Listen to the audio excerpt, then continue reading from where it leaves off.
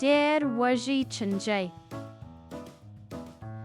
د سپوږمۍ په رڼا کې یو کوچنی هګۍ پر یو پاڼه پرته وه. د یکشنبې په سهار ګرم لمر راوخوت او پټ له هګۍ څخه یو کوچنی ډېر وږی چینجی راووت.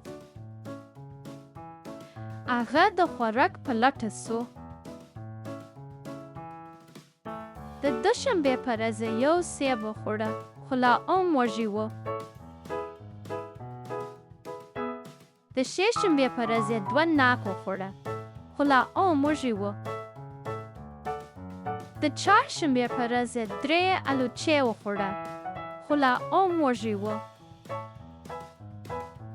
د جمعې په شپه یې 4 سټرابري وخوړه خو لا هم وږی و. د جمعې په ورځ 5 مالټې وخوړه خو لا هم وږی و. د شنبې په ورځ یوه ټوټه چاکلیټ کیک وخوړی،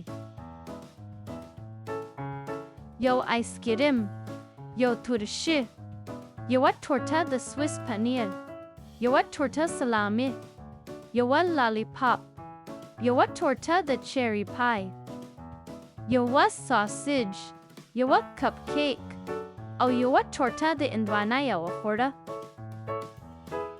په هغه شپه د هغه خېټه درد کوه. بله ورځ بیا یکشنبه وه. چینجي یو ښایسته پاڼه وخوړه او وروسته هغه جوړ سو. اوس هغه نور وږی نه و او نور هغه کوچنی چینجی هم نه و. هغه یو غټ چاغ چینجی و. د یو کوچنی کور په خپل ځان شاوخوا جوړ کړه چې هغې ته پیله وایه. هغه تر 2 اونۍ زیات دننه پاته سو. بیا یې په پیله کې یو سری جوړ کړ. ځان یې راوایستی.